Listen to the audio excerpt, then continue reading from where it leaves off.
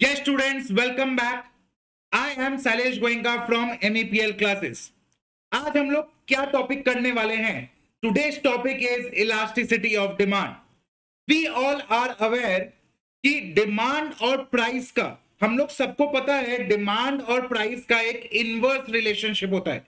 Inverse relationship मतलब price अगर ऊपर जाता है तो demand comes down and vice versa. अगर प्राइस नीचे जाता है तो demand goes up.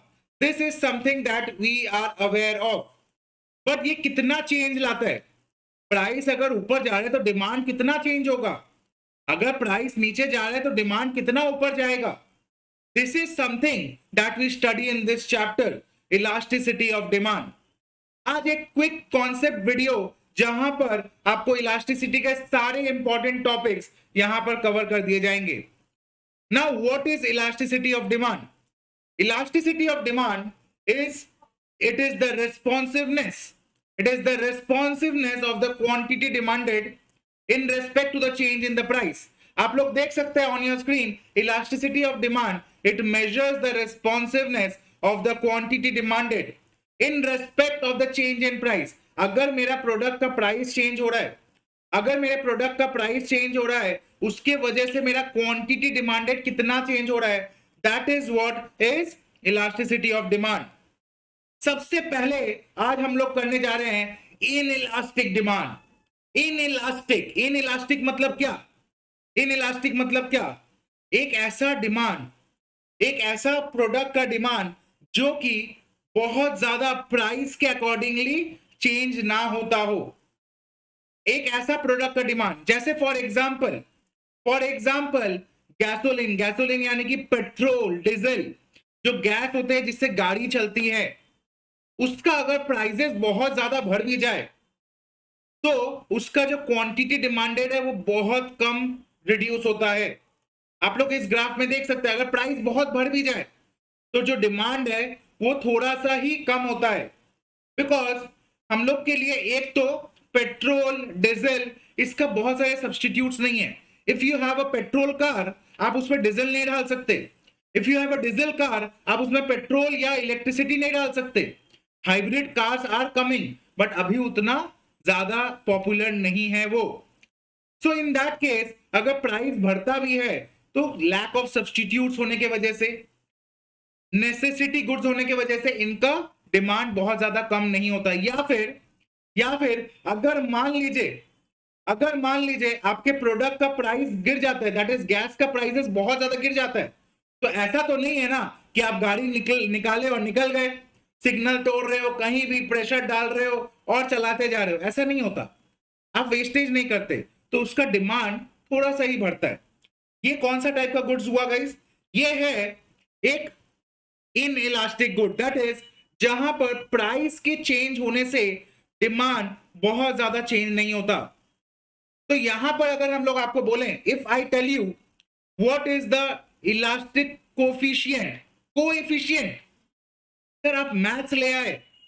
See guys, micro economics जब हम लोग माइक्रो इकोनॉमिक्स पढ़ेंगे तो हम लोग थोड़ा सा मैथमेटिक्स तो करना पड़ेगा. बेसिक्स, बहुत ज्यादा कुछ नहीं, but basics. Elasticity of demand कैसे निकलता है? The formula is percentage change in quantity, the percentage change in quantity divided by percentage change in price. Percentage change in quantity by percentage change in price. तो मैंने यहां क्या बताया आप लोग को? मैंने आप लोग को बताया कि अगर फॉर एग्जांपल मेरा price of the product 30% rise कर गया, दैट इज गैस का प्राइस या पेट्रोल का प्राइस 30% राइज कर गया, तो इन दैट केस सिर्फ 10% ही अगर मान लो डिक्रीज हुआ क्वांटिटी में, 10% ही डिक्रीज हुआ. रिमेंबर, एक क्विक वर्ड आप लोग के लिए, this is a mod figure, that is this is an absolute change. यहां प्लस माइनस को हम लोग इग्नोर करके चलेंगे. तो 10% डिक्रीज बाय 30% डिक्रीज अगर मैं बोलूं तो this value comes as less than 1. So what is the coefficient of inelastic demand? what is the coefficient of inelastic demand? The coefficient is less than 1. that is it. इतना ही mathematics है. यहां बहुत ज्यादा maths नहीं पढ़ना है आपको, basics जानने हैं. Yes, now the next one is elastic demand. Elastic demand जैसे मैं बोल सकता हूं branded clothes. If I talk about branded clothes, yes,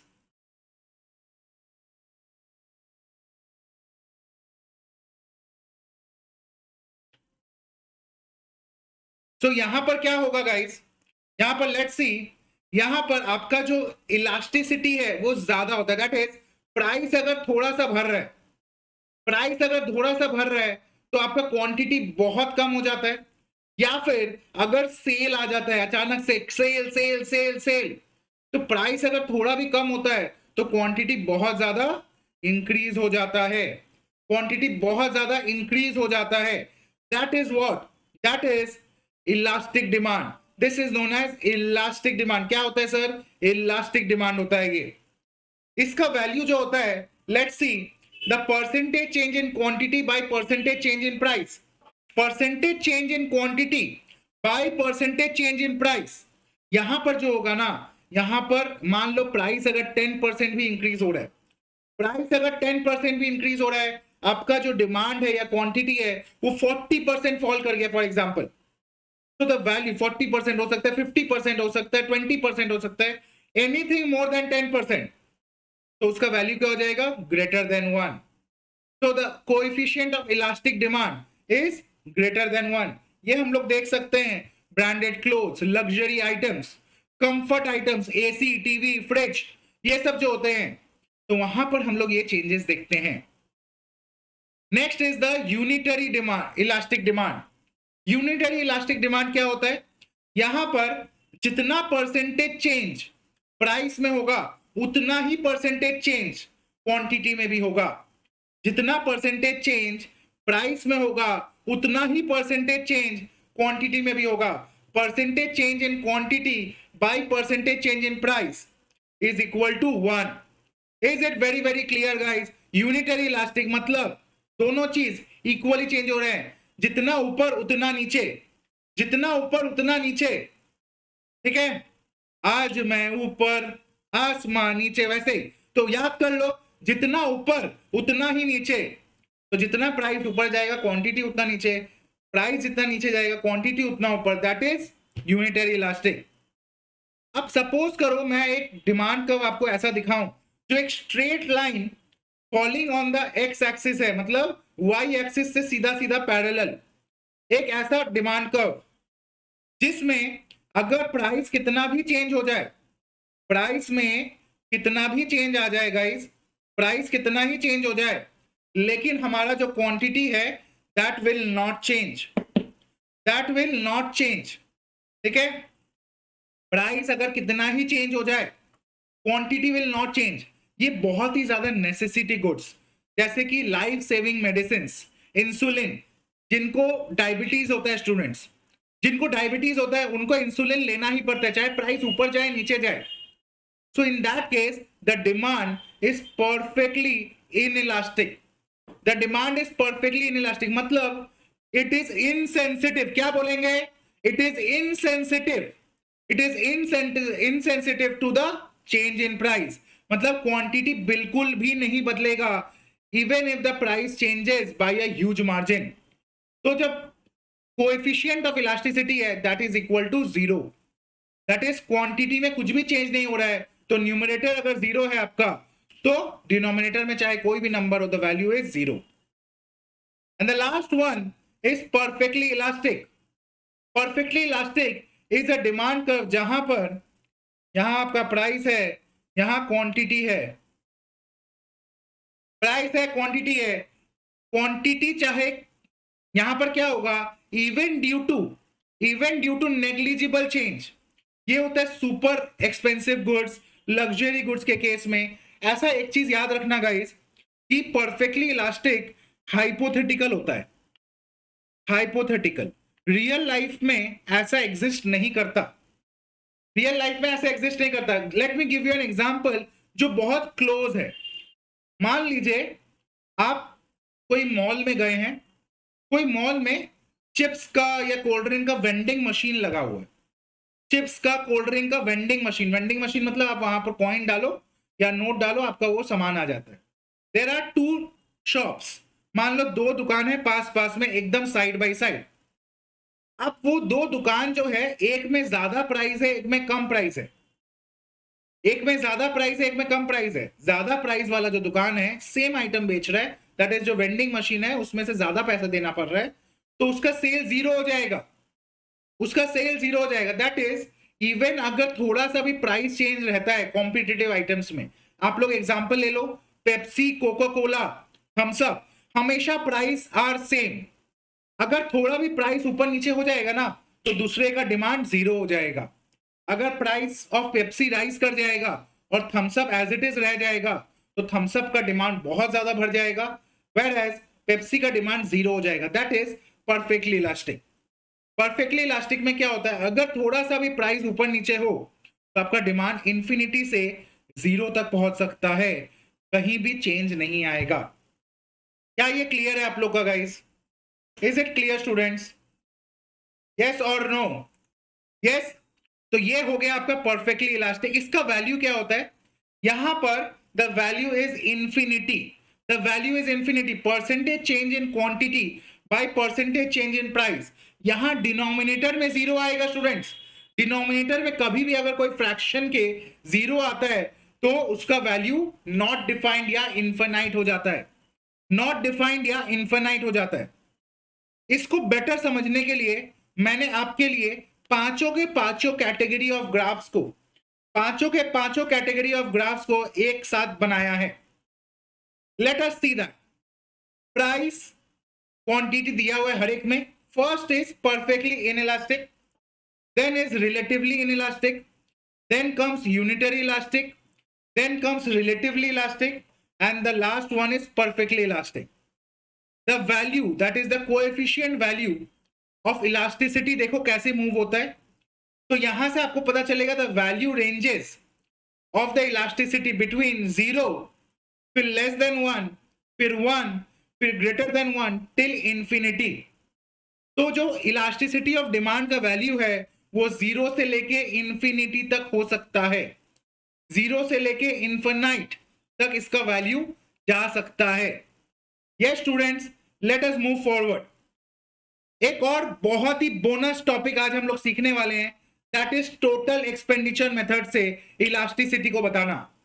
total expenditure method क्या होता है? टोटल एक्सपेंडिचर या टोटल रेवेन्यू। टोटल एक्सपेंडिचर को टोटल रेवेन्यू भी बोल सकते हैं हम लोग। टोटल एक्सपेंडिचर को टोटल रेवेन्यू भी बोल सकते हैं। तो टोटल एक्सपेंडिचर क्या होता है? Price into quantity is equal to the total expenditure. जितना प्राइस है प्रोडक्ट का और उसका जितना क्वांटिटी सेल हो रहा है, प्राइस इनटू क्वांटिटी कर देंगे तो टोटल एक्सपेंडिचर आ जाएगा। यस। तो प्राइस और टोटल एक्सपेंडिचर में क्या रिलेशन है? तो इससे हम लोग बता सकते हैं देयर आर 3 रिलेशंस। या तो इलास्टिसिटी रिलेटिवली इनइलास्टिक हो सकता है, रिलेटिवली इलास्टिक हो सकता है, या यूनिटरी इलास्टिक हो सकता है। See let's see, price inelastic कब होगा? जब दोनों साथ साथ चलेंगे।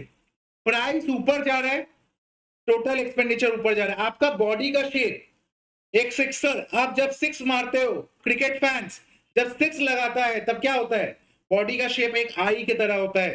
That is inelastic. प्राइस ऊपर जा रहा है, टोटल एक्सपेंडिचर ऊपर जा रहा है। प्राइस नीचे जा रहा है, टोटल एक्सपेंडिचर नीचे जा रहा है। The shape of the body is like an I. तो in that case it is relatively elastic. That is जब डायरेक्ट रिलेशन हो, डायरेक्ट रिलेशन हो प्राइस और टोटल एक्सपेंडिचर का, then it is relatively inelastic. Then comes relatively elastic. When the price goes up, the total expenditure goes down. When the total price goes down, the total expenditure goes up. kun faya kun faya kun faya kun। तो इस तरीके से जब हम लोग एक dance step कर रहे हैं, दैट इज बॉडी का शेप इस तरीके से कुन फाया कुन में आ गया है। ठीक है। Then what happens? Then it is relatively elastic. That is inverse relation. Inverse relation. Price ऊपर, total expenditure नीचे. Price नीचे, total expenditure ऊपर. So that is relatively elastic. And the last one for the day is unitary elastic. जब आपका price चाहे ऊपर जाए या प्राइस नीचे जाए, टोटल एक्सपेंडिचर नहीं चेंज हो रहा। प्राइस ऊपर जाए या प्राइस नीचे जाए, total expenditure remains constant, then it is known as unitary elastic. Yes guys, 15 minute में हम लोग ने एक बहुत ही बड़ा चैप्टर जो 20 से 25 पेज का है उसका मैक्सिमम क्रक्स हम लोग ने डिस्कस कर लिया। If you like the video, do share it with your friends, like our channel, subscribe to our channel MEPL classes, do comment आपको कौन से और टॉपिक का ऐसे ही छोटे छोटे वीडियोस चाहिए, रिविजनरी वीडियोस चाहिए, कॉन्सेप्ट वीडियोस चाहिए। That's it for the day guys, bye bye, have a nice day, take care.